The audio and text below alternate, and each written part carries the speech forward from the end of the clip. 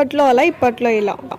ఇంట్లో ఉన్నప్పుడు ఒక్కదాన్నే ఉన్నప్పుడు ఏం చేసుకోవాలని ఆలోచిస్తే వెంటనే గుర్తొచ్చేసి మ్యాగీ రెసిపీనే కదా. అటు ఇటుగా కాగకుండా 2 మినిట్స్ పైన పెట్టేటట్టుగా చేసుకున్న ఈ మ్యాగీని తినేసిన తర్వాత రెట్రో మూవీ చూసి ఆఫ్టర్నూన్ అయ్యేసరికి ఫ్రెండ్స్ కాల్ చేస్తే నేను మీ ఇంటికి వస్తున్నా అని చెప్పేసరికి వెంటనే వాళ్ళ కోసం రైస్ పెట్టేసినాను. రైస్ ఒకటే కాదు, బయట నుంచి తెప్పించుకున్నాం. బేసిక్గా ఏంటంటే ఇంకా మేము ఎలా ఉంటామంటే మా స్కూల్ ఫ్రెండ్షిప్ అనమాట. ఫ్రమ్ 6th నుంచి కీర్తి అండ్ దివ్య ఎక్కడైతే పుల్ స్టాప్ పెట్టామో మా మాటలు అక్కడి నుంచి స్టార్ట్ చేసుకుంటాం అనమాట.